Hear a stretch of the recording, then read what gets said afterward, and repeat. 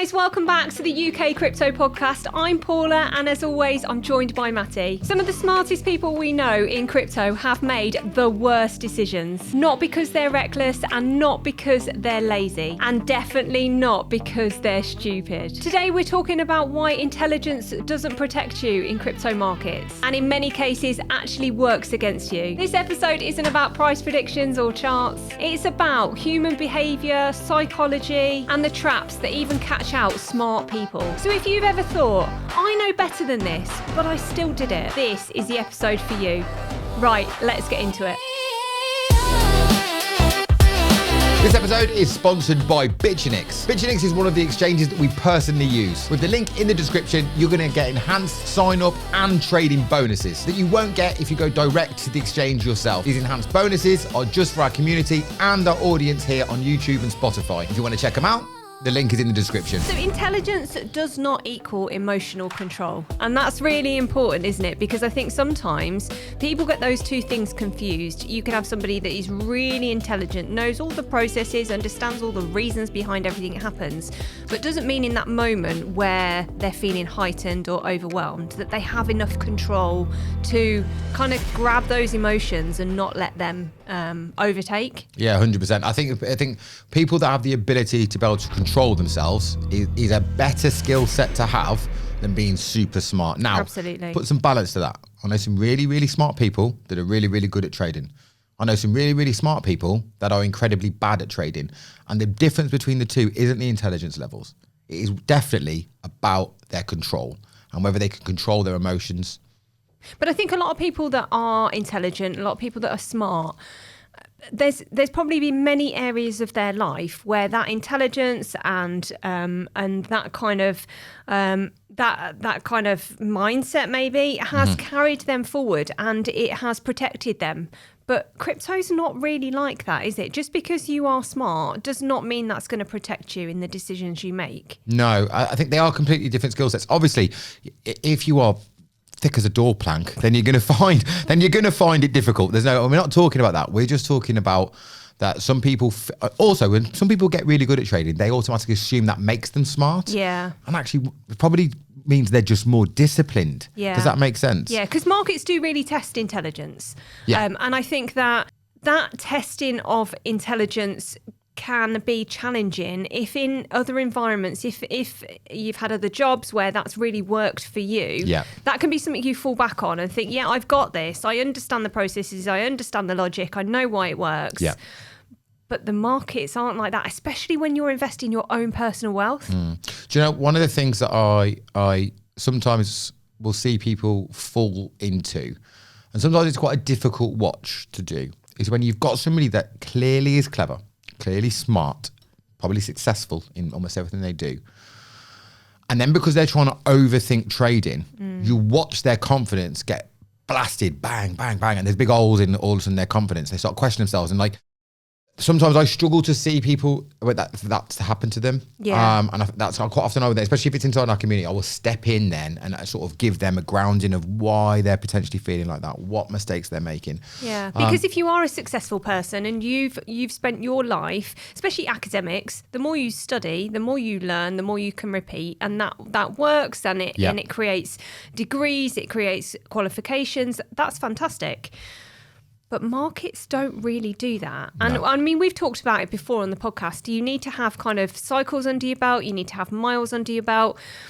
But that can come with a lot of hurt along the way. Yeah. And just because you do lots of research, sometimes it creates this false sense of control for people. Yeah. I think you're right.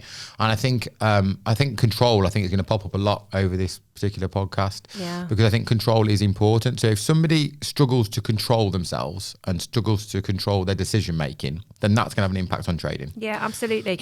Because, I mean, in this space, we talk about mindset and it feels fluffy to a lot of people. A lot of people glaze over when you say that word. But I think that mindset and how you approach each and every decision you make in crypto is going to be the difference between the great traders and the people that just burn themselves out and potentially burn their capital out and then don't last. Yeah, totally. I think that when we've got people that are repeatedly making bad decisions in a row, and it's usually emotion led, they can then go into a spiral, can't they? Where then, because they're now questioning themselves, maybe they feel bad about themselves, that sometimes then they'll try and overtrade out of it, and then it can spiral even worse. Well, you've got the other thing as well, haven't you? When people first start and they get those first early few wins, and then they convince themselves They've that cracked the matrix. Yeah, they've cracked figured the this matrix. out. We see it all the time, and the people we've talked to and the people in the community.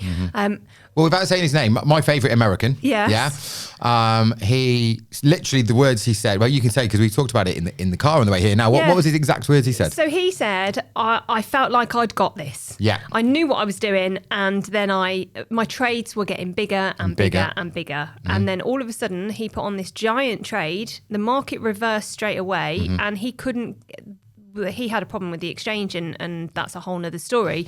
But he couldn't get out of the trade quick enough. Yeah.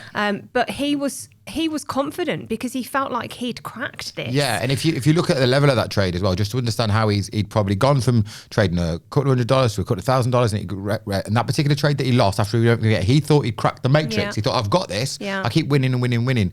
That trade at the time, Bitcoin was literally $98,000 per Bitcoin, and he lost 0.6 of a Bitcoin. So he lost 60 grand in one trade. Yeah. Bang. Yeah. And by the way, we're not paper trading here. We're talking about cash. Yeah. His actual money. Yeah. In one trade. Now, we're actually working at the moment to get him as much of that back as he possibly can. He's on the road to recovery. Yeah, which is absolutely. good. Because there were exchange errors. Yeah. So, I mean, hopefully some of that, he completely accepts that he exposed himself too much on that trade. There was too big a risk, but the exchange did have some problems, and that's what you guys have been working on, which has been awesome to be able to have those conversations. But I think when we're in this situation where we feel like we're smart, we know what we're doing, and then we start looking for confluence in everything, don't we? We start looking at the chart patterns, and every time you look at a chart, charting is really good in my opinion, but it can also be really bad as well, because you always find what you're looking for in charting. Yes, patterns repeat themselves, but you can look at different time frames, you can see the confluence you want to see sometimes. And I think when we're in a situation where we think we've got this, where we think we've cracked the matrix, then we are convinced something's going in a certain way. We find it when we're looking at the charts. It's called confirmation bias. Yeah. So you will find what you're looking for. It's a bit like if you're in a bad mood and somebody comes into the room that you don't like, you will find something that they do will annoy you. Yeah. Confirmation bias. It's the same as if you really like somebody and they walk in the room.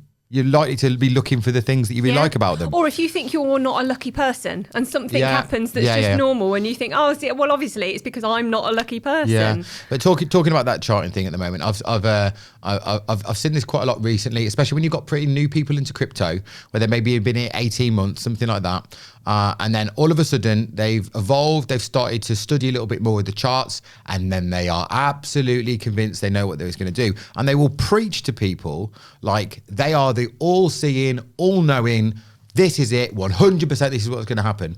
And I said to somebody the other day, I was like, you don't know 100%. What you know is a percentage chance that it could do something, a probability. And you're saying, according to your calculations, there is a higher probability that could happen. Not it's definitely going to happen. No, it always happens. It always happens. Okay, I can tell you now why I know that you don't believe it always happens. He's like, how? I like, because you would sell everything you own. You would be taking loans out of the bank. You'd be emptying every savings account you had, and you'd be putting it all on black. Yeah. And you're not. So stop telling people that it's definitely going to happen. Talk to them properly. There's a chance it could happen. According to my calculations, I think this is going to happen. Yeah. Stop telling people it's definitely going to happen because we don't believe that you've got the conviction. Have you put every single penny you own on that one trade? No. Then stop telling people it's going to happen. Yeah, exactly. And the thing about China, I think it's great. I mean, let's look at the patterns. Let's see what's played out before. Yeah. Let's give us some parameters of if this goes a certain way, well, actually, I want to be stopped out of this because it breaks that historical pattern of what happened before. Yeah. Charting is great. it's not a predictive tool for moving forward. Yeah, listen, like with trading history and what's moving forward, like they say, doesn't it? History never repeats, but it rhymes. Yeah. And I get it. And for that, for trading, for doing chart analysis, it's perfect for that. But you need that balance. Yeah. You're saying there's a chance it could happen.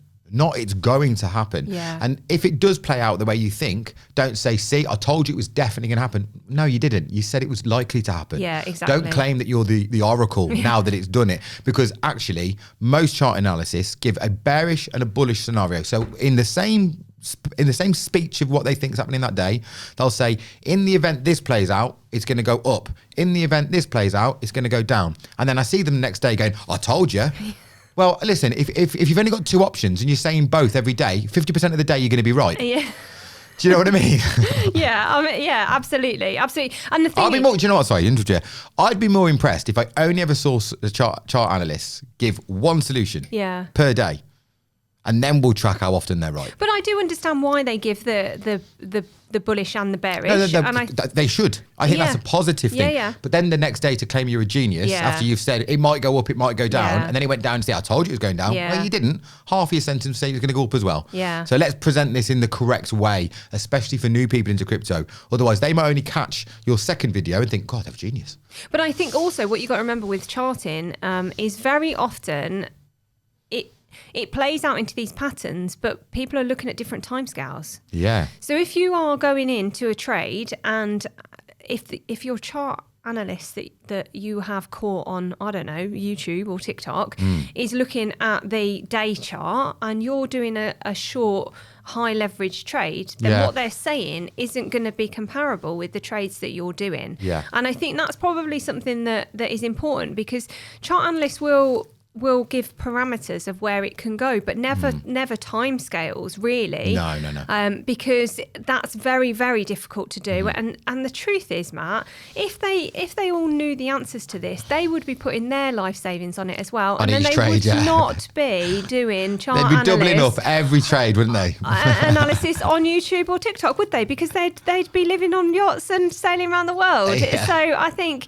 we've got to just take it all with a pinch of salt. All of these things are knowledge tools that we can use. Yeah. But none of these things should ever be used in isolation. No. And I think when people are heightened, when people are overwhelmed, when people are questioning their intelligence and actually whether or not they can even crack this matrix, you just literally question every decision you make. And how many times have we seen people just move their stop loss once, or just move this once because I think it's going this way, and the trade fails, and they've gone against the strategy that they had planned in the first place. Yeah, I think that changing that strategy is quite a common mistake by new people. So you'll have people say, I think the market's going to go down, and at XYZ figure, I'm going to buy in. Well, when it gets down there, because they're emotion-led traders, it gets down there, they don't buy. Yeah. Because by the time they get there, they think it's going to go lower. Yeah. And then by the time it's down to the second thing they said, they think it's going to go lower again. Yeah. And they end up not buying. And also, I mean, you say about new traders, but I also think there's people in the game for quite a long time that are still not learning from the things that they have been through. Because if you're going to trade, if your aim is to make money in this space, I mean, we talk about trading, but it can just as easily be with spot holding. If you decide that this is your plan and your strategy, stick to your plan and strategy. If it didn't work last time, working out why is really important, and then applying that the next time. But I think there is sometimes a disconnect. We've been through something in the past. We feel like we've learned from our mistakes, but actually the reality of when we come to repeat that, are we really changing that behaviour? Or are we then building in the emotions of what we're feeling at the time? Yeah, totally. And it's quite obvious to me, those that have a plan and don't. Yeah. Because those that have a plan are quite middle of the ground in their emotions all the time. Yeah.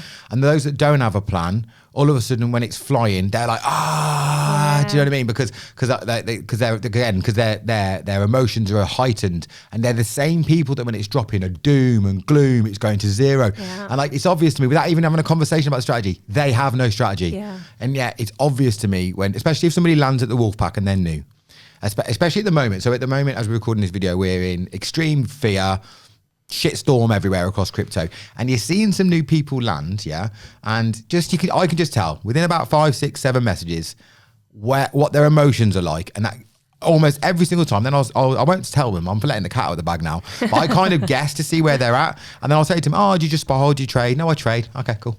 And I've noticed it, and I'll be like, "Oh, okay. So what kind of trade do you do?" And then I'll start going, and it's obvious by their messages, because those that have a plan are more relaxed. Yeah. Even during the shitstorm, those without the plan, they're the ones that are manic. They're the ones hitting the boards, going, "Oh my God, it's going to zero. I'm warning you all now." Bah, bah, bah, bah, bah, bah.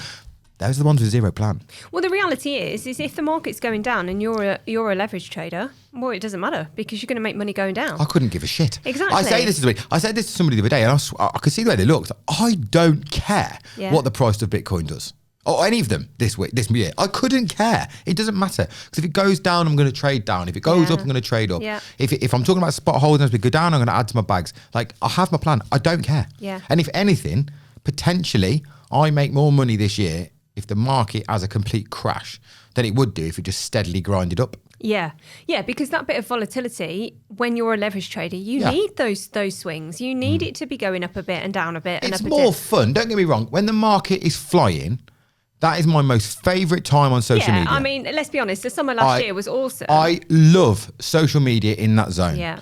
Views go through the roof. Everybody's happy. Everyone loves crypto. You've got new people flooding into crypto going, "Hi, I'm brand new. How do I buy crypto?" Yeah. Well, obviously you get the scam bot saying the same thing, but do you know what I mean? But as the new people come in, that's my most fun time. Yeah.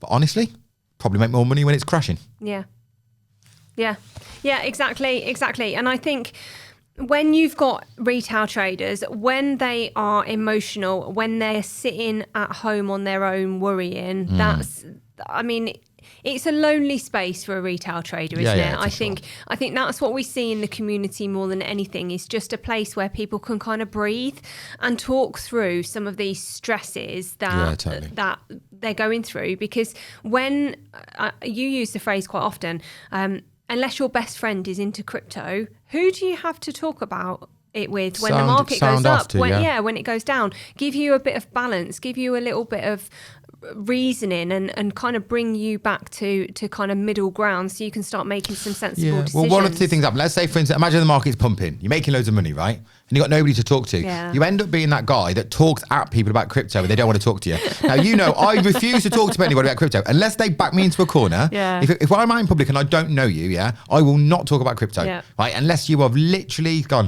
"Are you that guy that does crypto?" And I'll be like, "Yeah." Then I might talk to you about crypto. But imagine this. So you're relatively into crypto. You've just gone and made 10, 20, 30, 40, 100, whatever, however many, a load of money, and you're super happy. You're going to be like constantly just telling people about crypto, and they're going to glaze over. They're not going to want to talk to you. And the flip side is the other way. So if you had a crash and you've lost some money, you're a bit concerned, you're a bit worried, who are you going to talk to?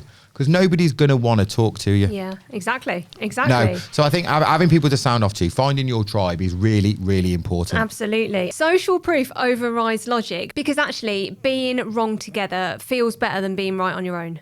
Yeah, so people find solace with people being wrong. Yeah. That's a weird one for me, because I would never feel that. Right, I get it, but I think you're right. I think that's probably a human emotion, isn't it?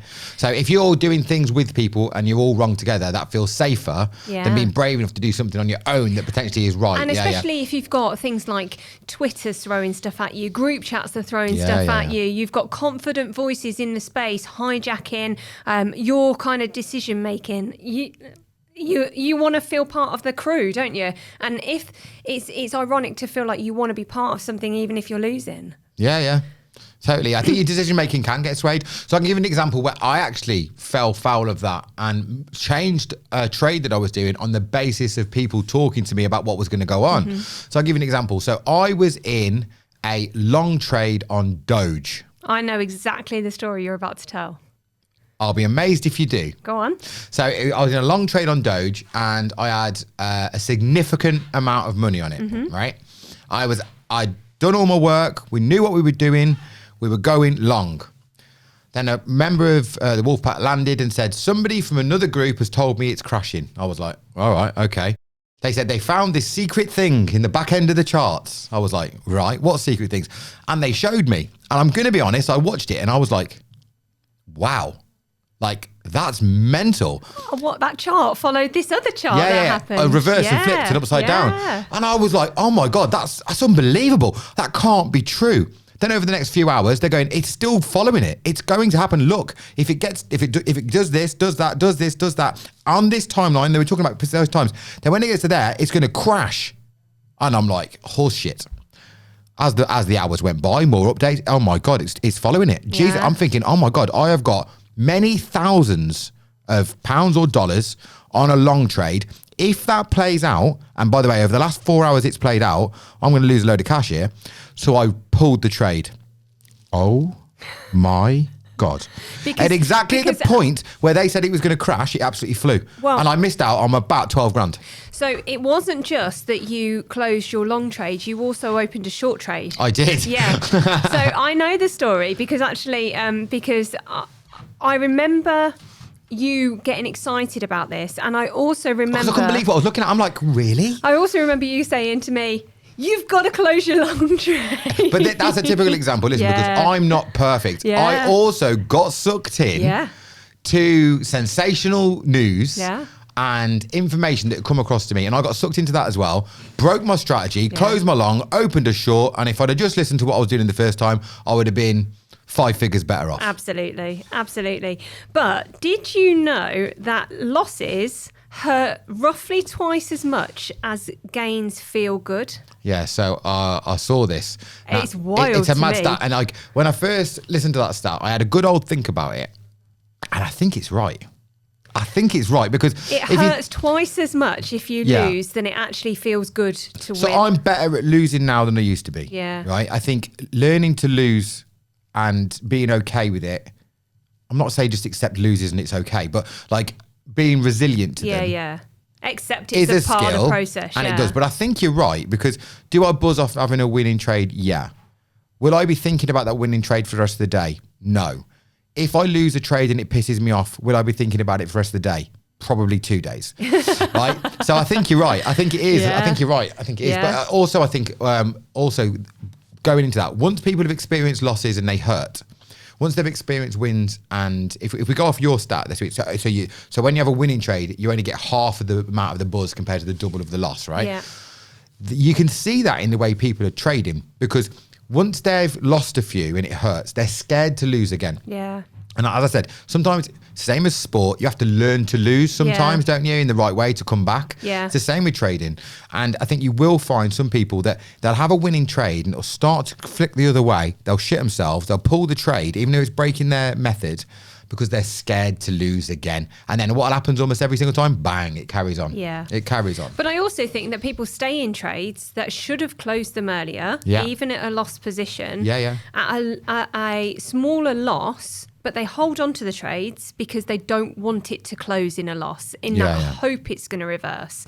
And I think you've got two different elements there because actually when you start changing your logic, changing your strategy because those emotions and how it feels to lose hurt so much, that's a real problem because there is no successful traders out there that win every trade. It just doesn't happen. That's not there is nobody out there. If they're trading and they're telling you they're winning every trade, they're lying. It doesn't happen like that. Even the big institutions that put on monstrous leverage trades, they don't win every single one.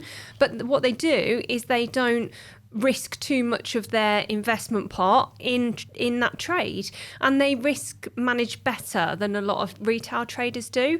But to say that you're never gonna lose a trade, that's not gonna happen. But again, they have to learn that, don't they? Yeah, exactly. I'll tell you another thing that you'll see quite intelligent people doing, and for me it's a mistake. And listen, this is not a blanket one. So I'm saying that everybody does this is a mistake, but for a lot of people, I think this is a mistake for a lot of people. When they try to have too many confluences, too many indicators, too many things to watch, and it just overwhelms them. They end up rushing and then they're making some bad decisions. And actually sometimes a little bit of less is more.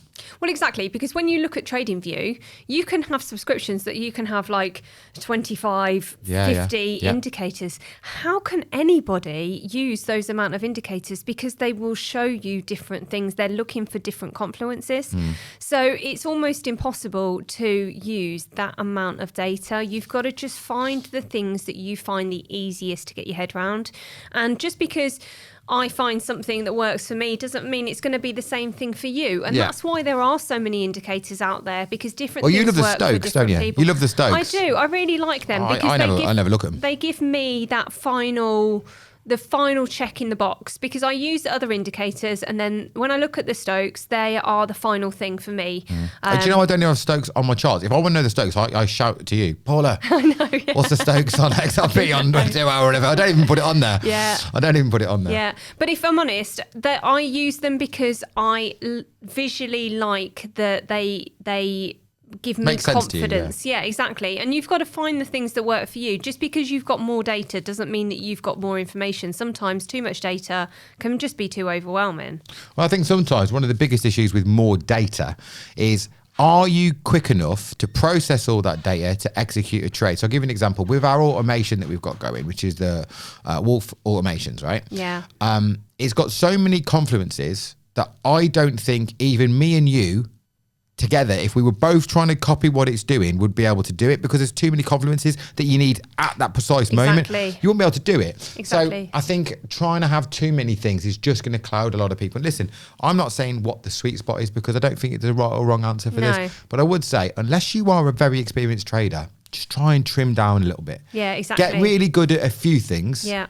Before you start looking at 10. Yeah, exactly. And also, not everybody makes the perfect trade. You're not an algorithm. You're not an automation. So there are going to be times where everything looks like it's going the right way, and long term it probably is, but maybe short term when you put that trade on, it might reverse straight away. That's just human nature, and it's the part of being a retail trader. And I think we just all got to accept that we are all human, and sometimes we make mistakes. Sometimes we think everything is lined up and it still doesn't do the thing that we're expecting it to do. But that is the charts. That is. I'll tell you about other thing I see some people do. And I think this one is quite common. So they'll get into crypto and buy spot. So they're doing a long-term investment. Yeah. They've got no interest in selling it. Then they'll get into trading and they learn short-term strategies. Yeah. Yeah. So it could well be an hour, a 5-minute chart. Yeah. It could be looking at the day chart, maybe even the month chart, right? But they're all short-term strategies compared to holding spot for a long time. Yeah. Then as they increase their knowledge, they start treating their spot long-term investments with the same mindset as what they're using on the short-term confluences for their trading. Yeah. And what happens almost every single time is they destroy their long-term bags because they start selling and they think they're going to buy again. Yeah. They quite often don't reach where they need to because they're emotional, because they're selling through emotion. They're not selling through a strategy. Yeah. Yes, they'll justify it in their head because they've seen something in the charts to justify their decision, but their plan was to not sell it. If you're now selling it, this is an emotional decision now. Absolutely. And you see that quite a lot where they're putting short-term strategies into their long-term investments. Yeah. And they are two separate things. Keep them separate in your mind. Don't try and blur the two worlds. Yeah, and kind of abandoning your long-term holdings mid-cycle, because actually, if your long-term plan with your spot holdings is to buy when you're in fear or extreme fear and to sell when you're in greed or extreme greed, you've made a plan. But then when we see this crappy bit in the middle and you are leverage trading and people are on TikTok and on YouTube saying the price is going to go down to whatever and then you panic, well, you're abandoning that in somewhere in the middle. You never know where the bottom is anyway. We're always guessing. We don't see it until it reverses the other way. But then people just they can't cope, can they? Because their emotions take over and they end up just abandoning in the middle of it. Usually the people that do that is because they've lost a lot. Yeah. Because they've repeatedly lost over and over again and they are terrified of getting it wrong again. Yeah. And sometimes it might pay off. Listen, you might sell and it drops a bit and you buy back in, but usually those people don't buy back in. They don't pull the trigger. Yeah. They don't pull the trigger because they're emotional. The problem is that these emotions that we feel when we are trading, it's the dopamine rush, isn't it? When you're going and doing something exciting.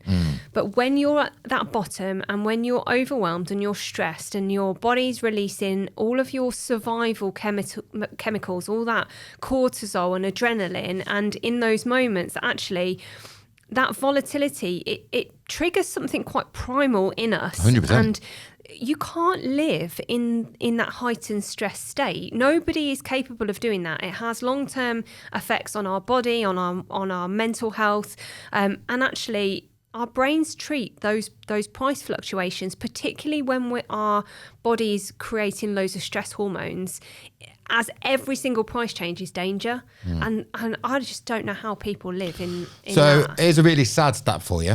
So in suicide rates for men, the number one category for the highest percentage is trading.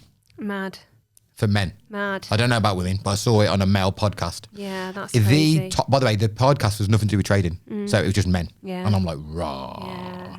Wow. It makes sense. So it is the top category for suicides for men. But the problem is if you are, with the best of intent, you are investing your wealth or your family's wealth into something that could potentially change their life. And let's get it straight. If you get good at this and if it goes in the right way for change you, your life, yeah. it can change your life. But if you don't have an awful lot of spare cash, or you're somebody that overextends yourself with risk, and that position can unwind very quickly. And if you feel that pressure that you've not only just messed it up for you, but you're messing it up for your family and your kids and your wife and whatever, and then you've got no one to talk to because you're on your own. And when you might speak to somebody who's not in crypto and doesn't know anything about trading, and they can't really give you any balance. No. And then what do you do with those emotions? Because all of a sudden that overwhelm can spiral really, really quickly, can't it? And it comes from a biological part of our body. Would it be a physical reaction for some people? Wouldn't it? They'll feel it, literally feel it. Yeah, exactly. So you've got this thing that's going on biologically in your body. Your body is creating these stress hormones, and then you're trying on the top of that to deal with your own mental health and how it's affecting you. And then it's going to affect how you sleep and how you do your normal day-to-day job, because for many people this isn't their normal day-to-day job, and it impacts every single part of your life. So you can see how that spiral happens really quickly. Yeah, I think it's really sad. I think more needs to be done in the space around this. And I've spoken to you about, I want to try and do some like mental health awareness type stuff. Yeah. It's a very difficult position for me to do that in, because you also don't want to alienate people that don't want to consume that content. Does that make sense? So it's like, I'm not sure how I'll do that. But I do think there is room in the space for some positive mindset, wellness type chat without making it too fluffy and girly. Remember, most of my audience are men. Yeah. Most men don't want to talk about that kind of stuff. So I'm going to try and be inventive about how I do. In fact, do you remember when I used to do the bike riding stuff? Do you remember that? Yeah. So I used to on TikTok, I used to make one video a week where I would talk about, right, break from the charts. I'm going to the footy today. I'm riding my bike today. I'm taking the kids out for lunch today, or whatever it was. And it was the bike ride one, wasn't it? It was the bike ride one. I videoed myself on the bike, just having a laugh, really, just taking a mick. And the comments of people saying, I need to do that. Yeah. I need to get away from my computer. Yeah. And I was like, wow, okay, fair enough. There's something in this. So I think I'm going to wait. I've got a lot of projects on at the moment, but I have a good old think about how I can tap into that without being too fluffy. Yeah. Do you know what I mean? I mean, it is difficult when people are excited about crypto and they want to look at the charts and they're at work all day, and then the only time they've got to do that is when they get home. And it feels like, well, if I don't do that now and I don't look at the charts, I'm going to miss out. But I think it's just about us trying to be in the social media space to say, it's okay if you have a day off. Crypto's 24/7. You don't miss these opportunities because there's always another entry. There is always another opportunity to buy something, and very few people ever get the perfect entry. Very few people ever time the bottom or the top. Yeah, but when you do, it feels sweet. And this is the balance, isn't it? Because every now and again, you will go bang, you pull the trigger, and do you know what? It was perfect. Yeah. And it's like when that happens. Look at Phil, moderator inside the Wolfpack. October the 11th, when we had the crash, he timed the bottom of that trade within a fraction of a cent. Yeah. And I've never seen any, I'll tell you what, I doubt he was that happy at the birth of his children. Like, that man, he was like a dog with two dicks. I have never seen anybody so happy about a trade. And I was so happy for him. And I buzzed off him, man. That's why I was encouraging him to make TikToks about it and stuff. I buzzed off it because he absolutely loved it. And that's that endorphin rush, isn't it? Yeah. That's that endorphin rush. But do you remember when I closed my trade and it was the perfect trade close because I closed it at the very top of the wick. The top of the wick. I remember that. And the guys in the Wolfpack were talking about it for months. And I actually don't think I was as excited as they were about the fact that I'd done it. But yeah, I get it. But it's just... I mean, I think you've just got to let it go, if I'm honest. I honestly think you've just got to let it go. And I think you've got to look at trading as whatever your trade is, it is what it is, and you move on, because you will just consume yourself. You will absolutely consume yourself. And Matt, I don't mind sharing, this market has been difficult, and I had a long trade on for a long time, and I'd made my decision as to where I was not going to add any more money to it if it went the wrong way. And my trade closed because it liquidated. I'd decided that I was okay with that. I'd chosen the amount of money I was going to invest in it, and I wasn't convinced which way the market was going to go. So I just said, okay, if it liquidates, it liquidates. That's it. The whole market reversed, literally like 1 cent below where my trade liquidated. Now, if I was gonna beat myself up. I told you that happened, didn't I? I said to you, didn't I? But you can't beat yourself up over it. I'm okay with it. But there will be many people out there that wouldn't be okay with that. But to add balance to that, the reason you probably feel okay with it, without talking numbers here on the podcast, is because we'd made X amount of money in the months previous to that. So it made that loss feel less. Now imagine you hadn't made any money. Of course. And you'd have been lost the majority of your bag. Yeah. That's a different emotion, isn't it? Yeah. So we've got win behind us. In fact, I personally hadn't lost a trade since October. But I think... And then all of a sudden we get to that week when the market's dropping and we both took a couple of losses. Yeah.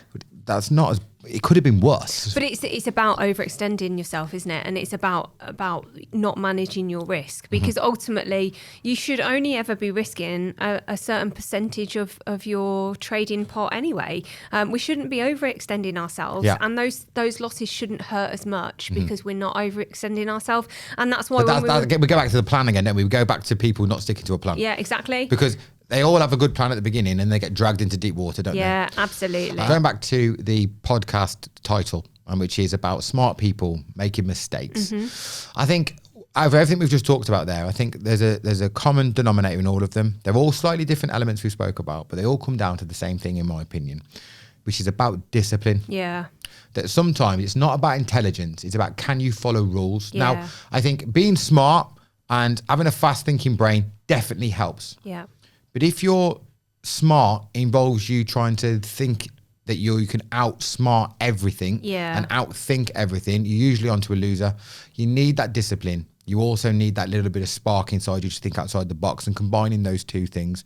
And I think most people have that in the locker, but most people will drift into thinking they know better. Yeah, exactly. Because crypto doesn't punish stupidity. Like, you don't need a certain amount of intelligence to be able to get into this. What you need to do is be able to follow a plan. And it's not your intelligence that crypto's punishing. It's actually your emotional decision making that it's punishing. And I think that's the thing we need to work on with people, because being in control of your emotions and not being overwhelmed, and with the clearest head you possibly can, making the decisions you've decided, even if when you put on a trade or you buy some spot, you write down your plan and then you refer back to what you've written down and you stick to it. There's nothing wrong with that. But I think once people get at ease with their plan and they stop trying to outsmart the market, that's when life just becomes easy. Absolutely. Because I can think back to the time when I was trying to outsmart the market and it was just stressful. And you learn more. I don't care. Market's just had a drop. We've had social media people having complete meltdowns. I don't think, honestly, I'm completely chilled. I don't care because I've got a plan for both directions. It doesn't matter. Exactly. But I think when people are desperately every single day trying to beat the market, you don't beat the market, you have to play the market. Well, the reality is if you're constantly trying to beat the market, it doesn't matter what the market conditions are, because you're always going to be trying to beat it. And then it's going to always feel like an uphill battle. Well, you can't control it. No. You can't control it. No. All you can do is play the cards that you're dealt. Exactly. That's it. Exactly. Well, thank you very much, Paula, again. I really enjoyed today's It's been episode. awesome. I can't wait for the next one. I appreciate every single one of you for watching the podcast today, whether you're on Spotify or on YouTube. Please remember that all the links in the description will be to today's sponsor, which is Bitchinix. And also you'll see all our social links in there as well. By the way, if you are watching on YouTube and you see a button below called hype, please press it. It's 100% free. It'll give the algorithm a boost and tell YouTube that you love this podcast. Thanks, Matty. It's been a pleasure as always, and I can't wait for the next episode.